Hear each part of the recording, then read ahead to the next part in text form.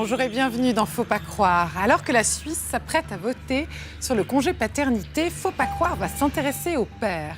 Au XXIe siècle, qu'est-ce que ça veut dire être papa et comment les hommes assument-ils ce rôle? Est-ce que le lien paternel est quelque chose d'inné ou est-ce qu'il doit s'apprivoiser avec le temps? Et qu'est-ce qu'on transmet de soi quand on devient père? Vous verrez que la réponse à toutes ces questions a considérablement changé au fil de l'histoire, même si ce n'est pas toujours de la façon qu'on croit. On fait le point juste après ces images de Cyril Desprats.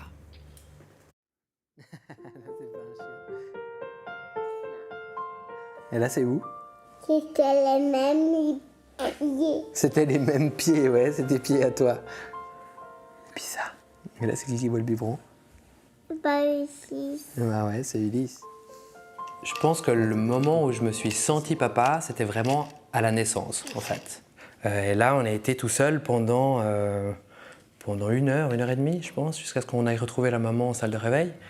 Et là, après les premiers soins qu'on a fait avec la sage-femme, j'ai pu faire le pot à pot. Et là, c'était, je pense, le moment où je me suis dit, waouh, maintenant on est les deux, enfin on est les trois avec maman, et puis c'est parti, quoi. Bonjour monsieur, enchanté. Bonjour, vous avez votre billet? C'est un moment en soi assez radical, c'est sûr qu'il n'y a pas de retour en arrière. À ce moment-là, je me suis dit que je ne serais jamais plus pas papa. T'es papa maintenant, c'est quelque chose d'assez clair, assez radical. Il y a des papas qui sont tout de suite aidants, protecteurs. Il y en a qui inculquent déjà des valeurs tout de suite, avec des rites religieux, avec des chansons, de la musique, des gestes particuliers, habiller le bébé d'une certaine manière, parce que pour eux, c'est très important. Il y a aussi des papas, je dirais, distants, peu intéressés, voire absents. Ça fait partie de la palette de tous les papas qu'on peut avoir. Souvent, les papas me demandent « mais comment je vais retrouver ma vie d'avant? Comment je vais pouvoir faire comme je faisais avant ?» On essaie de leur expliquer que ça sera différent, en fait. Balaboum, patata. Dans mon cas, j'ai sacrifié pas mal de mon temps individuel. Maintenant, j'ai mon moi famille et mon moi en couple. Mais j'ai vraiment moins de temps pour moi. On se dit souvent, mon Dieu, mais ces parents célibataires, comment est-ce qu'ils font? Mais ouais, ça doit pas être facile. On va aller se balader? On va faire un petit tour au bord de la rivière. Tiens, tu mets la veste? Voilà, je me suis découvert papa autoritaire, à devoir tout d'un coup élever la voix, à devoir mettre un cadre tout à fait fixe. Je me suis découvert papa ingénieux ou astucieux pour arriver à mes fins de parent sans qu'il y ait trop de contraintes. Mais je me suis aussi découvert papa à bout de nerfs, papa fatigué, enfin toutes les formes qu'on peut imaginer, mais principalement des choses positives. Waouh, t'es au fond? C'est assez bouleversant parce qu'ils changent de statut, je dirais, de devenir père. Hein. On passe d'être fils à devenir père, donc c'est quand même quelque chose qui est bouleversant dans la vie d'un homme. Il n'y a pas de manuel d'être papa. Moi qui suis sage-femme, qui ai étudié tout ça, là, comment c'est devenir papa, la psychologie, l'enfant, le développement, etc. Il y a plein de moments où je suis complètement perdu et je ne sais pas quoi faire avec mes enfants. Et j'essaye de transmettre ça aussi à ces papas. Lâcher prise, c'est OK, confiance dans les choses de la vie. Et ça va se passer. J'ai la chance d'être bientôt de nouveau papa. Et un enfant, c'est magnifique. 2 enfants, c'est vraiment, ce sera incroyable. 3, ce serait vraiment super. On revient en arrière, on fait vraiment n'importe quoi aujourd'hui. Hein. Bonjour Alexandre Lacroix. Bonjour. Merci d'être avec nous. Vous êtes philosophe et romancier et vous êtes aussi directeur de la rédaction de Philosophie Magazine. Et vous venez de publier en cette rentrée littéraire un roman qui s'intitule La naissance d'un père, qui est paru chez Alary Éditions. Alors c'est un roman autobiographique, Alexandre Lacroix, où vous racontez votre vie de papa de 5 enfants. Le plus âgé a aujourd'hui 20 ans, le plus jeune en a 5. Et vous dites dans ce livre que la paternité, c'est la grande affaire de votre vie. Expliquez-nous en quoi. Alors, en fait, ce n'est pas mon premier roman autobiographique. Et j'ai d'abord écrit des romans autobiographiques qui tournent autour de la mort de mon père. En fait, j'ai perdu mon père très jeune, quand j'avais 11 ans. C'est une mort absolument tragique. Il s'est tué. Et je dirais que c'est presque un genre romanesque à part entière, le fait qu'un fils, qu'un écrivain soit en quête de son père, d'un père absent, d'un père problématique. Et j'ai écrit effectivement un livre qui s'appelle L'Orphelin et qui parle de ça. Et puis en fait, comme beaucoup de gens qui ont derrière eux une famille détruite, qui ont un peu la mort aux trousses comme ça, j'ai eu envie de projeter la famille du côté de la descendance. Du côté de vos ascendants, si vous voulez, c'est un peu le chaos ou la nuit, vous avez envie que la lumière soit devant. Et cette relation père-fils qui me manquait, en fait, j'ai souhaité la revivre, alors pas en tant que fils, mais en tant que père. Et là, je dirais que la démarche est un peu différente, parce que je me suis aperçu en réfléchissant à la question, que du point de vue qui m'intéresse moi, enfin qui me meut dans l'écriture, c'est-à-dire du point de vue romanesque, autant les livres, les romans autobiographiques de fils qui parlent de leur père, c'est presque un genre, autant les écrivains, même qui ont eu des enfants, y compris dans leurs mémoires ou leurs autobiographies, ne se racontent jamais comme père, ils ne se racontent jamais à la place du père. Martin Amis, Jim Harrison, Hemingway ont écrit des livres autobiographiques, mais ils ne racontent pas leur paternité. Comme si, dans la littérature, il y avait presque un sujet qu'on ne pouvait pas aborder parce qu'il est trop quotidien, trop concret, trop banal. Le sujet, effectivement, des couches, des biberons, de la tendresse, des réveils la nuit. Ça n'a pas l'air de pouvoir être romanesque. Or, il me semble que ça peut être romanesque si on considère que dans le rapport à la filiation et à la transmission se joue entièrement notre rapport à la naissance et à la mort, donc se joue quelque chose de métaphysique, et se joue aussi quelque chose d'incroyablement romanesque qui est de l'ordre de l'amour, et d'un amour qui est comme dans les romans de chevalerie, comme chez Tristan et Iseult, c'est-à-dire c'est un amour indissoluble, définitif, et qui se décide une fois pour toutes en un clin d'œil, enfin au moment de la naissance, en quelques instants, cet amour se noue. Mais est-ce que de manière presque plus intime, plus prosaïque, Alexandre Lacroix, ça vous a changé comme homme, cette paternité de 5 enfants ? Moi, je considère que être père, ça n'est pas occuper une position abstraite qui serait la position de l'autorité ou du modèle. Je considère qu'on est à sa paternité et donc c'est d'abord une expérience. C'est quelque chose de très concret qui descend dans le sensible, dans le sensible de nos vies. Pour moi, ce qui m'a fait naître en quelque sorte à la paternité, d'abord la scène évidemment incroyablement forte de l'accouchement. Depuis quelques décennies, les hommes sont rentrés dans les salles de naissance et ils y ont vu des choses qui les bouleversent, qui les modifient. Mais également, quand j'ai eu mon premier enfant, c'était en l'an 2000, j'écrivais presque à plein temps. Enfin, j'ai pu m'occuper de lui pendant 3 ans tous les matins. Et donc j'ai pu l'accompagner complètement dans ce développement du petit âge. Peut-être c'est un âge auquel les hommes étaient peu présents autrefois. C'était un âge qui était plutôt laissé à la crèche, aux mères, etc. Et moi j'ai beaucoup aimé ça. Et je dirais que ce que j'ai aimé, c'est que les enfants, enfin le petit enfant vous rend le monde une deuxième fois. C'est-à-dire que quand vous avez un regard adulte sur le monde, vous êtes blasé. Vous ne vous occupez pas de ce qui vous entoure. Un enfant attire votre regard sur les oiseaux, les fleurs, les hélicoptères, sur les ustensiles de cuisine qui vont l'émerveiller. Et tout d'un coup, le présent, ce qui vous entoure, les objets, le monde autour de vous prend du relief et s'anime à travers le regard que l'enfant porte dessus. Donc vous retrouvez le monde à travers l'enfant, là où comme adulte, sinon vous êtes juste piégé par vos projets professionnels, vos préoccupations, vos relations. Mais l'enfant vous rend au monde. Donc c'est intime.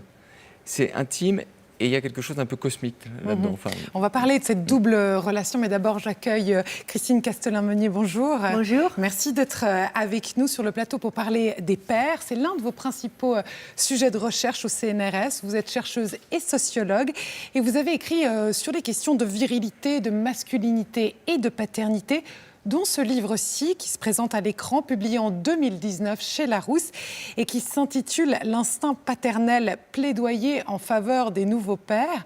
Alors Christine Castelin-Meunier, est-ce que ça veut dire qu'il y a des anciens et des nouveaux pères ? Ah oui, bien sûr. Là, c'est ça qui, moi, m'a vraiment émerveillée dans la recherche, c'est de voir à quel point il y avait des changements mais fondamentaux. Et alors que finalement, on en parlait assez peu. Et du coup, j'étais voir du côté de l'histoire, du côté de la psychanalyse, du côté bien sûr de la sociologie. Et avec les sciences cognitives, on voit aussi des tas de choses qui changent. Et moi, ça m'a émerveillée de voir à quel point, eh ben oui, la paternité était devenue relationnelle, c'est-à-dire une paternité de lien qui se construit, et Alexandre vient de nous en parler, dans cette capacité à se rendre disponible au tout petit, à l'enfant, et à prendre sa place auprès de l'enfant et à interagir avec lui avec tous les sens. Et ça, c'est merveilleux. Là où, auparavant, dans l'histoire, eh ben, justement, il y avait sans arrêt des freins. Et ça dépendait des périodes, mais et là il y a une très grande épopée historique très intéressante à étudier, Révenia, tout ça, pour montrer à quel point, oui, franchement, il y a eu des hauts et des bas, mais il y a eu des changements considérables. Et les hommes d'autrefois étaient incapables, parce qu'on les avait rendus aussi incapables, hein, avec cette idée que non, l'enfant c'est la mère, hein, et ce qui se passe, c'est qu'aujourd'hui, il y a un impératif encore de la bonne mère qui est énorme, mais justement, c'est très important qu'aujourd'hui, les hommes prennent réellement leur place auprès de l'enfant, alors même que les jeunes générations souhaitent vraiment prendre leur place auprès de cet enfant, et de combiner le moins mal possible le travail et la famille, et de prendre un rôle qui leur a été confisqué bien souvent, bien trop souvent à travers l'histoire. Donc ça, c'est vraiment passionnant d'aller voir comment les hommes prennent leur place. Et justement, dans ce livre aussi, Les hommes viennent de Vénus, moi j'étais ravie de voir à quel point on pouvait revaloriser la virilité, qui en a pris un coup. Avec cette idée que viril, vir, vis, Vénus, Vénéror, eh bien, au début, c'était attribué à la femme, la virilité, et ça portait un « e ». Et ensuite, au fur et à mesure de l'histoire, eh ben, on l'a confisqué et on a retiré ce « e ». Et en fait, on a attribué viril au guerrier, au dominant, à celui qui vraiment était, j'ai envie de dire, destructeur. Et c'est très important de voir que, en fait, viril, c'est la force vitale. Et ces pères qui ont envie de transmettre cette force vitale à l'enfant, c'est fabuleux, et il ne faut surtout pas leur retirer. Et bien sûr, la force vitale, ça concerne aussi les femmes. Vous parliez de ce livre aussi qui est paru cette année, cette rentrée. Les hommes viennent de Vénus. Christine Castelnau-Meunier, mais j'accueille aussi Gilles Crétenant. Bonjour. Bonjour. Merci d'être avec nous. Vous animez depuis 3 ans des ateliers pour pères et futurs pères en Suisse romande, dont notamment à la maternité de Genève, où vous avez ouvert des séminaires gratuits pour les pères et les futurs pères. Et vous êtes aussi responsable du programme MENCARE en Suisse romande, une entité qui fait partie de mener.ch, l'association fêtière de défense des intérêts des hommes en Suisse. Alors Gilles Crétenant, qu'est-ce qu'être père? C'est une vaste question, c'est sûr. Mais vous qui êtes sur le terrain, qui écoutez ces pères, qui entendez ces papas, même ces papas en devenir, qu'est-ce qu'ils vous disent du moment où ils se sont sentis pères? Une pluralité de choses, beaucoup de choses. J'aurais envie de dire, surtout, ils ressentent, ils expriment des ressentis, des émotions nouvelles, des soucis, des préoccupations qu'ils ont bien entendues. Et dans ces rencontres, ce que je ressens surtout, c'est qu'ils sont très heureux de pouvoir échanger et voir qu'ils sont normaux. Ils sont normaux parce qu'ils sont plusieurs ensemble à voir qu'ils vivent et qu'ils ressentent les mêmes choses, de leur entrée en paternité. Et qu'ils sont normaux parce qu'en fait, ils n'ont pas l'habitude de se confronter avec d'autres personnes qui vivent la même situation, d'autres hommes, parce qu'ils n'ont pas appris à communiquer sur ces choses de l'intime. Et donc, ils sont en réalité très soulagés et intéressés. Ils sont aussi très intéressants, ils sont riches, ils partagent énormément d'expériences, de vécus. Et donc, pour moi, c'est toujours un privilège de partager ces moments avec eux, parce qu'en fait, ils sont très curieux. J'en ai un, une fois, qui m'a dit, en arrivant ici, je ne savais pas ce que j'allais faire parce que parler de mon intimité, de mon ressenti, je pensais que je n'avais même pas des mots de vocabulaire pour le faire. Et en ressortant, il nous a dit qu'en fait, il avait découvert des mots qu'il ne connaissait même pas, mais qu'il avait prononcés lui-même. Et donc, c'est tout cet apprentissage de cet intime, de cette sphère intérieure, du care, du soin, de l'attention à l'autre, qui, lors de la paternité, arrive comme un événement changeant, comme un tsunami, et que ces nouvelles générations d'hommes que je rencontre, des trentenaires en général, souhaitent investir beaucoup plus parce qu'ils ont des besoins. Ils ont des besoins nouveaux, avec un contexte nouveau. Et ces besoins, moi, je les sens beaucoup autour du relationnel avec leurs propres relations qu'ils ont eues ou pas comme ils auraient aimé avoir de leur propre père présent ou absent. Et ils ont envie d'avoir une vraie relation à deux avec leur enfant, sans que ça passe par la famille, par la femme, par la mère ou par d'autres personnes. Ils ont envie d'être dans une relation intime, de face à face, d'échange avec l'enfant. Donc, je dirais beaucoup d'envie, beaucoup de motivation et des contraintes qui sont quand même très fortes. Et ces hommes-là, ils sont sous pression dans une société qui est encore très organisée, voire patriarcale, qui n'est pas du tout adaptée à la famille, en tout cas en Suisse. On a des conditions structurantes qui sont faibles pour accompagner les nouvelles familles, avec des problèmes de santé psychique autour de la parentalité qui apparaissent. Donc, ils doivent concilier une contrainte structurelle forte et des désirs et des besoins aussi très marqués, de plus en plus marqués. Donc un champ de tension et beaucoup de pères qui sont quand même avec leur compagne dans une recherche de ressources, d'aide, de partenariat pour pouvoir mieux vivre et perdurer dans cette nouveauté qu'est la paternité. Alexandre Lacroix, vous êtes père de 5 enfants. Est-ce qu'on a tendance, ou est-ce que vous avez peut-être eu tendance à fantasmer l'arrivée de votre enfant et ensuite à être bouleversé ou basculé par le quotidien, par la réalité qu'était cette nouvelle paternité? Alors, moi d'abord, j'avais pas du tout en tête, quand j'étais jeune, que je serais père d'une famille nombreuse, que j'aurais beaucoup d'enfants, et je n'ai jamais planifié une seule naissance. C'est-à-dire que les enfants sont arrivés dans le courant même de la vie, je ne me suis pas posé tellement de questions. Je pense d'ailleurs qu'avoir des enfants, c'est assez largement s'en remettre à la nature. Déjà, la nature est capricieuse, elle nous impose un délai de 9 mois entre l'acte délicieux et la naissance. Et puis, les enfants grandissent à leur rythme. Tout d'un coup, en fait, ce qu'on apprend au contact des enfants, je crois que c'est une sorte d'amour du destin. En fait, d'amour du destin, c'est-à-dire qu'on apprend à ne plus avoir le contrôle en fait, sur ce qui se produit. On vit dans une société très utilitariste, ça veut dire que dès qu'on prend une décision importante pour son existence, on fait un calcul. Quels sont les coûts, quels sont les bénéfices? Et bien, si on fait ce calcul utilitariste pour faire des enfants, on n'aura jamais d'enfants. Les coûts sont trop importants et le danger aussi d'être frappé, d'avoir un enfant qui souffre, qui est malade et donc d'être vulnérable à travers lui est trop grand. Donc si vous êtes dans un calcul, ne faites pas d'enfants. Et justement, ce que ça apprend, c'est une sorte d'amour fati, c'est-à-dire d'amour du destin, de consentement à quelque chose qui a une histoire plus grande que nous. En fait, c'est très difficile pour notre narcissisme, pour nous, sujets très volontaristes qui voulons nous construire nous-mêmes, d'accepter que tout d'un coup, ces enfants sont là autour de nous, ils vont nous décentrer. Ils vont nous décentrer. On n'est plus la chose la plus importante sur Terre, c'est eux, quand on est père. C'est ça qui chamboule tout dans l'existence, d'être décentré, mais c'est une expérience de passivité qui, je trouve, est complètement complémentaire de l'expérience d'excès de volontarisme et de construction de soi que la société nous prescrit. Donc moi c'est vrai que dans le roman, ce que je raconte, c'est ça, c'est vraiment de l'expérience plutôt que de la théorie, et c'est une expérience d'un décentrement, de quelqu'un qui... Quelqu'un qui change les couches, qui prépare les petits pots, qui s'occupe de ses enfants. Alors, par exemple, l'expérience des couches, ou simplement décrire la petite sonde du monitoring qu'on pose sur le ventre de la mère juste avant l'accouchement pour enregistrer les secousses, les contractions, le rythme des contractions. Voilà des objets sur lesquels moi j'avais pas lu de description littéraire. La littérature, par exemple, un changement de couche, un homme se décrivant en train de décrire une couche, j'avais jamais lu ça nulle part. Alors je me suis amusé à en faire 2 pages, mais je me suis dit, mais parce que c'est ce que disait Gilles très bien, on n'est pas habitué à poser des mots sur ce type d'expérience, comme si elles étaient indignes d'être nommées, indignes d'être décrites, même d'être décrites en essayant d'avoir des mots précis, d'apporter un style, d'apporter une intention poétique. Et voilà, et c'est tout ce que ça apporte. Et je dirais la dernière chose, pour ceux qui pensent peut-être avoir des enfants ou qu'en attendent, je dirais que les enfants ne prennent pas du temps, ils en donnent.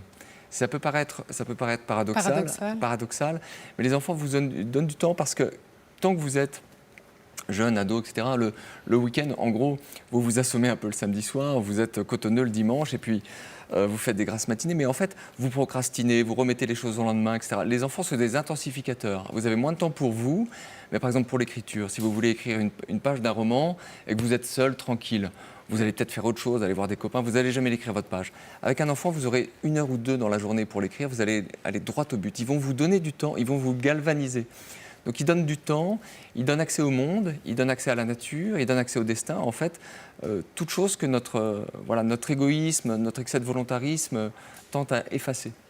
Christine Castelin-Meunier, est-ce qu'on était père de la même façon au néolithique qu'aujourd'hui? Non, alors Voilà, je trouve que c'est très important de chasser cette image de sapiens sauvage qui était avec l'os dans la bouche, enfin des choses horribles, comme un animal sauvage. Et en fait, voilà, ce qui est quand même très intéressant, les chasseurs-cueilleurs, ils vivaient en clan, hein, ils étaient une cinquantaine, et en fait, ils avaient un rapport à la nature. La nature était abondante et les hommes et les femmes avaient ce rapport à la nature, y compris à la chasse aussi, contrairement à ce qu'on a dit. Et hommes, femmes s'occupaient des enfants aussi et on s'occupait des invalides. Et donc, c'était pas du tout ce mythe de l'homme sauvage terrible, violent, tel qu'on l'a représenté avec cette idée que la domination masculine, elle est née avec la société. Eh ben non, voilà, ça s'est passé comme ça. Et ensuite, ce qui est intéressant, c'est que quand les chasseurs-cueilleurs, qui étaient des nomades, voilà, à l'échelle de l'histoire, ils se sont installés, devenus propriétaires de la terre, là, c'est vrai que les choses ont commencé à changer. Et c'est vrai que les rôles se sont répartis entre les hommes et les femmes, et de manière beaucoup moins intéressante. Et ensuite, alors, au Moyen-Âge, ce qu'on peut dire, c'est que le paysan, eh ben, il s'occupait de l'enfant. Mais bien sûr, il l'emmenait au champ. Bien sûr, et il combinait tous les registres de la vie. Et c'est ça qui est très intéressant, parce que c'était riche. Mais ce qui est drôle, Christine Castelin-Meunier, c'est qu'on a l'impression que tout ça n'a pas été linéaire. À certains moments, exactement, le pater familias, c'était l'autorité précieuse et particulière. Et ensuite, de temps en temps, c'était les pères chasseurs-cueilleurs ou les pères qui emmenaient les enfants au champ. Et ce qui est très intéressant, Gilles Crétenant, c'est que vous avez travaillé sur une série de documentaires qui s'intitule « La naissance d'un père », le même titre que votre livre, Alexandre Lacroix. Et cette série de documentaires, c'est un projet mené conjointement par la Haute École de Santé Vaudoise et Mener.ch. Alors des pères y témoignent de leur vécu, on en parlait tout à l'heure, et je vous propose d'en découvrir un extrait. Je dirais que ça dépend un peu les jours, parce que le week-end où je suis tout seul, je me sens vraiment papa. Et puis après, tous les autres jours où on partage notre quotidien, je me sens papa parfois et conjoint. Mais je crois que je fais qu'un, en fait. Ni l'un ni l'autre. Je dirais plutôt assistant logistique. Je pense que j'essaie de dissocier les deux au maximum. Après, je parle pour moi. Mais je veux être les deux, en tout cas. Mais je veux pas être pour ma femme le père de sa fille. Voilà. Je veux qu'elle voie avec les deux. Ce que je trouve d'assez magnifique quand le père s'occupe de son enfant, c'est que très souvent, c'est quelque chose de plus léger et de plus souple et de plus libre et de moins contraignant. Alors, il y a beaucoup de choses qui ont été dites dans cet extrait-là par Gaëtan, le père, par Gwenaëlle, la sage-femme, mais aussi par cette infirmière, Marie Cardinaux. Elle dit finalement, Gilles Crétenant, que les mères subissent cette injonction de mère parfaite et que les pères sont quand même un petit peu plus libres dans leur rapport avec leur enfant. Est-ce que vous souscrivez à ça ?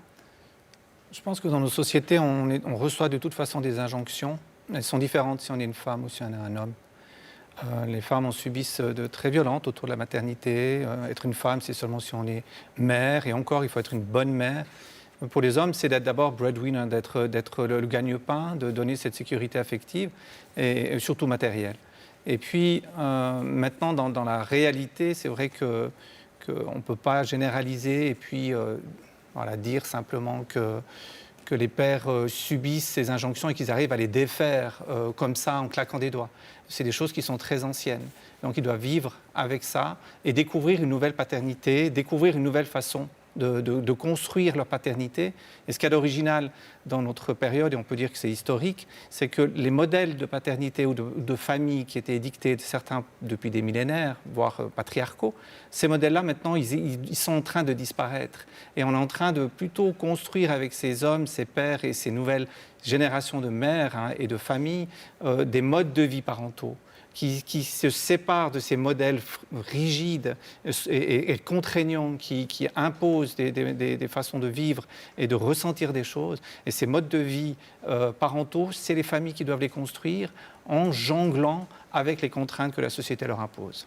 Christine Castellan-Meunier, devenir père, c'est forcément s'interroger sur son identité, se remettre en question et même peut-être remettre en question sa place dans le monde.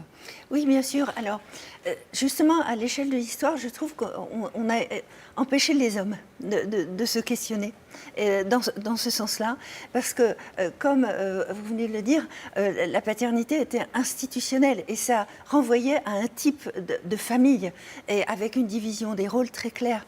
Et notamment à la période industrielle, je trouve que là c'est assez effrayant parce que les sphères de vie se séparent et il y a la sphère privée et qui est le domaine de la femme et il y a la sphère publique qui est le domaine du masculin. Et ce domaine du masculin domine la sphère privée, mais en même temps l'exclut complètement de la sphère privée. Et du coup, cette idée que le père ait sa place à l'accouchement, qu'il s'occupe du tout petit, qu'il sache vraiment tout faire à la maison, c'est vraiment une image tout à fait nouvelle, quoi.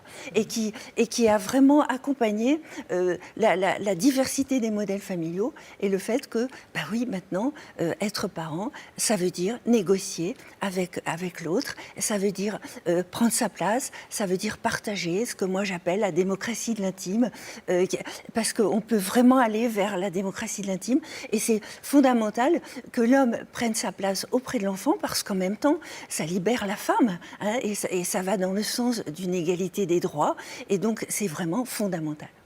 Parler, hein, Gilles Crétenant, en parler entre soi à l'apéro, est-ce que les hommes le font autour des problèmes ou des questions de paternité ? Tout ce qui touche à l'intime, évidemment qu'ils ont de la peine à le faire. Tout ce qui est du ressenti, le parler en jeu, c'est quelque chose auquel on n'est pas habitué, on n'est pas éduqué. Notre éducation genrée et masculine ne nous donne pas ces outils spécialement dès le départ. C'est à nous de les développer et il n'est jamais trop tôt pour le faire. Ça veut dire que ça doit commencer déjà dès le départ. Ça veut dire dès les premières années à travers la société qui doit évoluer, à travers la présence masculine plutôt dans les métiers du care, du soin, à travers l'accompagnement de ces hommes pour leur faire réaliser qu'ils sont capables de parler de eux, de leur intériorité, de s'occuper de eux-mêmes et donc de développer leur sphère intérieure. Ça, c'est faisable. Ils le font, ils arrivent très bien à le faire, ils ne sont juste pas habitués. Et ces hommes-là, qui apprennent à le faire maintenant, et une nouvelle génération que j'entends le font de mieux en mieux, je m'en réjouis, eh bien, ce seront autant d'outils très importants pour entrer en relationnalité, ça veut dire en relation consciente, avec leur entourage, que ce soit leurs enfants, leurs compagnes, leurs amis, leur famille. C'est terminé, malheureusement. Merci infiniment d'avoir participé à cette discussion. Quant à vous, vous pouvez réagir à cette émission sur nos réseaux sociaux ou nous écrire à l'adresse fautpascroire@rts.ch.